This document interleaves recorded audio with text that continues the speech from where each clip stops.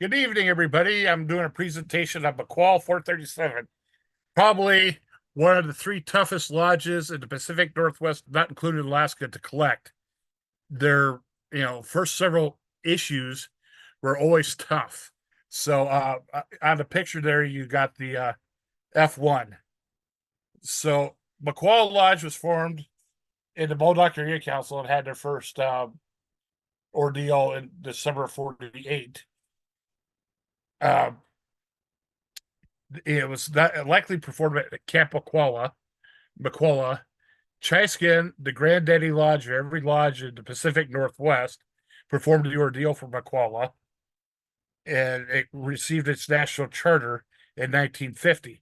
So it was 5 spots higher than highest chuck in the pile when they are, because they usually just grab the top one off the pile and send it a number. So Makualla Makualla was 5 spots ahead of there because it was chartered just before highest chuck. So the lodge was named after Camp Makualla, which is the Indian term for the test or the time and place of testing. However, there's questions if Makualla's actual pronunciation of the Chinook jargon, Malakwa, which there is a Camp Malakwa too, which means mosquito. The lodge totem was the Thunderbird in reference to the mythical firebirds in the mountains. Makualla Lodge spreads from Tule Lake in Northern California, Warm Springs Indian Reservation in Central Oregon. It doesn't include Mount Mazama, but it's right alongside of it. So if you go down the wrong side of the mountain, you were in Makualla Lodge. So I'm going to start off with the two top pieces, in my humble opinion. And I'll get more into them. But you have the F1 Makualla, which usually that's about 2K. And then you have the UJ1 dance team patch, which an offer was made to the owner of this particular patch of $12,500, and the owner turned it down. Paul Kelly out of North Carolina made that offer. So here I'm going to call these are prototypes because these are one ofs. I didn't know these existed until Frank Kern showed them to me, and these were beaded flaps that were given to the lodge chief in '86 and '87 for Makualla Lodge. They were made by Pinky, the guy named Pinky, who's made the Mazama beaded flaps as well, and he also made the section chief beaded flaps. So Pinky made these for Makualla Lodge to give to their lodge chief. They're I know where these two pieces reside, and they're not available. These are in Frank Kern's collection. So I'm going to start off with the 12 flaps. So I consider the first two of these 12 flaps tough. This one's the toughest, but it's not, F2 is kind of in itself is kind of hard, but it's probably half as valuable as the Makualla F1. The F3s, which was the first time they did the rolled edge, they're around and they run, anywhere from, depending on condition, 50 to $100. And then you have the F4 and F5. So when I said 50 to $100, all these flaps are excess of $25. You can't touch a Makualla 12 flap for under $25, no matter how hard you try. You know, it just hasn't happened here in the Pacific Northwest. So I'm going to go to the solid flaps. This is probably the S1 is probably the second hardest flap in the lodge, according to several of us in Pacific. You just don't see them. And then the same way with the S2. This is their 25th anniversary. Pat. I dropped $300 for mine several years ago. It's just you just don't see them. When you see them, you buy them if they come up on eBay or in an auction. and it's usually a pretty hectic bidding frenzy in an auction. This the S3 was their first flap that pretty much hit the trading market, and it came out in the mid 1980s. And though this was pushed for by a couple of their advisors who moved up from Southern California that moved into the lodge. Yeah, I want to say that Todd Hatfield had a major influence of this flap being issued right here.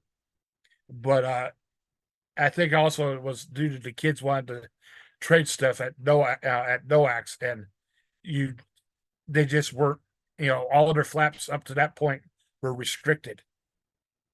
And then after the S3, you see the what I call the more common flaps of Makualla that pop around, and 437 was a difficult number, and even these were, tough at NOAC. The kids traded them tough and all that. The last official issue was the S8. They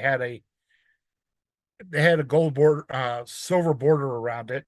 It didn't quite make 50 years old, but that was the final issue issued by Modoc Lodge.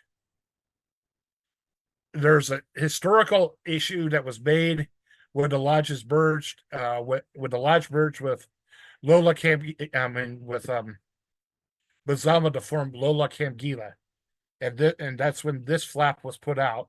Right, it was part of the merger set, and it's considered a historical flap, in our area. The next piece I want to go into is the only round issued by Makualla. This was issued in 1985. I got lucky and picked one up. I don't see these things around anymore. They used to be a lot more common, but I think I've always I've seen them in the collections of myself, Todd Hatfield, Frank Kern, and a few others. I think the only two people that have them in dupe are myself and Frank Kern. But this is not a common piece that float around. I see the last time I seen one go, it was in the oral auction, and it went for 35. I think it was $35 to $40. Makualla issued, actually 4 chenilles. Well, one of them was official, and there was 3 prototypes. There's a prototype right now on eBay that's being sold by Paul Kelly out of he lives in Charlotte, North Carolina. He's selling his prototypes, but there are only 3 known prototypes, and he has one of them. And he asked me if I wanted it, but I couldn't afford it at the price he was asking. But I have the C1 in my collection. This one cost me over $100 in and of itself, and they were very tough to come by. And I don't think, I think Johnny hit the nail on the head. 437 was a tough number to collect. So they have 3 jacket patches. I have 2 of the jacket patches. I don't have the dance team patch. When the offers started getting in excess of, when they started approaching 5 figures, I decided that a happy home life was much more beneficial to me than having this jacket flap in my collection. So, but this is the J1 and this is the J2. The biggest difference is they dropped the Modoc area and put Florida leaves on this. They don't show up that often, but you can still get them for in the neighborhood $50 to $100. This one cost me about, the J1 cost me $100. This one, it cost me about $75. I want to go into the pies. The pies are tough. They are just killer. I have 2 of the pies, and I'm still looking for the Air 3, and I have P4 and P5. The Air 3 are just, you don't see them come up often. They're killer. They're definitely, hundreds of dollars a piece. And to find them off the neckerchief is almost impossible. I had the P1, I had to borrow a picture from OA Images. but yeah, they're tough. Oh, in fact, when they come up, I get in a bidding war with a few of the Pacific Northwest people on trying to pick up these. My goal is to try to have these before NOAC. These are more killer than the pies. This is the N.5. It was,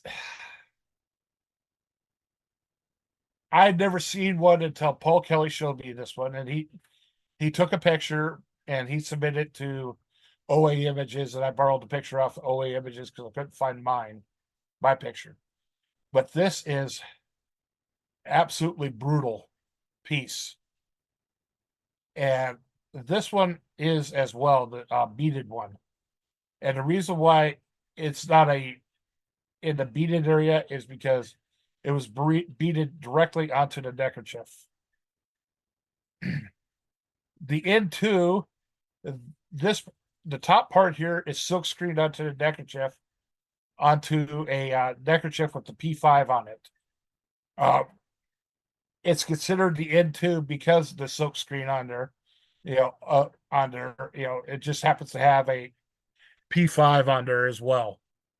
This is from the collection of Todd Hatfield. I took this picture and Todd had it, and this was the only slide that I know of when it was issued for Makualla Lodge.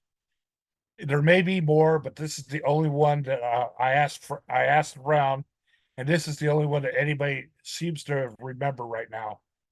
It's a simple arrowhead, nice. They did a nice job on it. I know I'm whizzing through this, and the only other item I've seen, there may be a couple of bugs, but OA bugs don't really mean anything to me. But it's the hat pin. This hat pin, it's the only hat pin I know of that was made for the lodge, and a couple of us have this. Have them. They're around. You just have to, look for them. So I ran through these quickly because Makualla just wasn't a big lodge and didn't put out that many issues. My contact information, I think most of you already have it. I want to give a special thanks and shout out to Frank Kern and OA Images. I didn't put Paul Kelly on there because he's kind of out of scouting right now. But all of these provided me with missing photos I needed for this presentation. I'm dedicating this presentation to Todd Hatfield. He was a former member of the lodge and one of my best friends, and I miss him. He's been gone now for about 15 months, and his his presence is missed here in the Pacific Northwest. And that'll do it for me.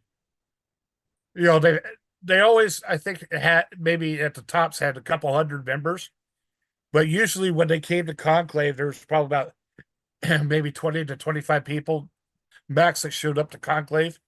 And these were if you remember a guy by the name of Fred King, he was the big trader. He was the person that was out of that was behind the chenille patches. But realistically speaking, I remember two major traders out of Makualla, Fred King and Todd Hatfield. So were they as Nawanrar and 331 Clahican were very